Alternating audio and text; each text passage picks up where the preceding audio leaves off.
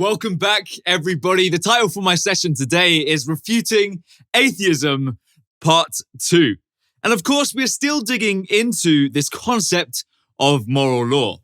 And just as a little recap, it goes a bit like this. Number 1, every law has a lawgiver. Number 2, there is an undeniable moral law. So therefore, 3, since there is a moral law, there must be a moral lawgiver. And we looked last week at Satan's deception of man and where I personally believe all of this confusion came from. But really this time I have got to start by asking the question, what is a moral law? And how do we know that there is one?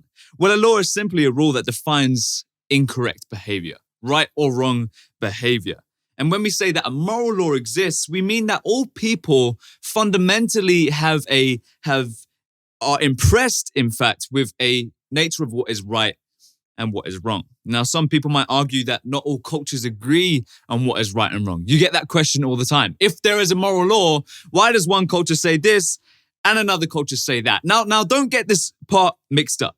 You know, in Africa, it is fully acceptable to take your child to the side and give them a big old whack when they've done something wrong. In England, a bit more conservative approach, you might get a life sentence to the naughty step. But that doesn't affect the fact that the moral in play here is that disciplining your children is the right thing to do.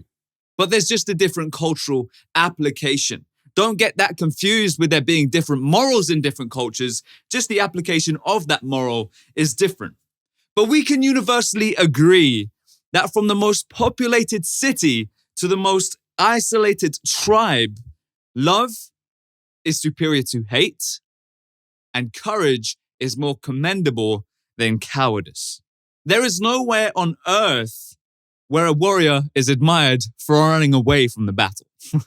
These morals are fixed. People say, but Luke, if there is a universal moral law and the human race internally agrees on right and wrong, then why do so many people do bad things? Well, first of all, just in asking that question, you have totally agreed with me that there is a moral law since you want to identify what someone does as bad.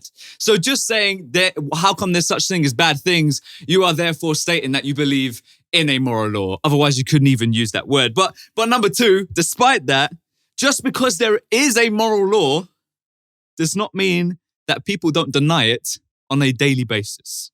Paul the Apostle says in Romans chapter 7, verse 19, it says, "For what I do is not the good I want to do. No, the evil I do not want to do, this I keep on doing." That's very relatable.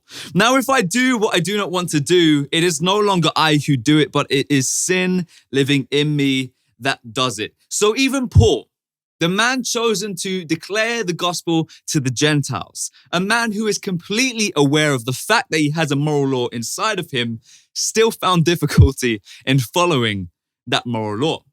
You see, the moral law doesn't have anything to do with whether or not people follow it. People not following the moral law is no indication that there is no moral law. There's a law in England, whether or not people choose to follow it.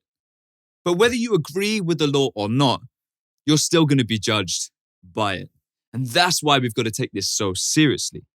In the same way, we can all universally agree that when bin Laden took 2 American planes and crashed them into 2 American buildings filled with loved ones of the American people, the whole planet was devastated. Did the terrorists believe that they were morally right? Perhaps, quite possibly. But I'm sure if you took 2 Arab planes, crashed those into 2 Arab buildings, and killed the family of all the terrorists, their reaction of devastation would be exactly the same. Of anger, distraught, and injustice would be exactly the same. See, you can't tell that there is a moral law necessarily based on people's actions, but you can be certain that there is a moral law when we look at people's reactions. No matter whether you are an atheist, a Buddhist, a Christian, a Muslim, when you do something that you feel is wrong, you know that you've done wrong.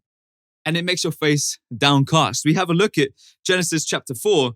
This exact concept plays out when someone does the wrong thing and we see how that affects them.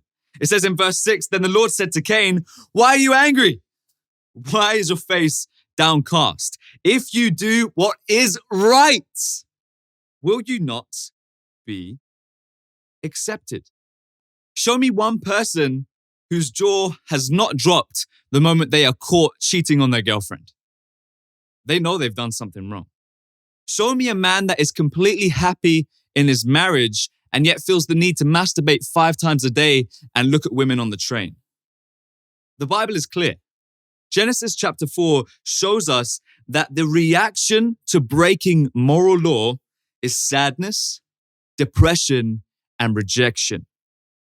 But on the other hand, in Psalms chapter 119, verse 1, it says that happy are those who walk according to that moral law. In short, the moral law is not always apparent based on our actions, but rather on our reactions. It is not how we act justly, but how we react to injustice that shows clearly that we have an inside moral law.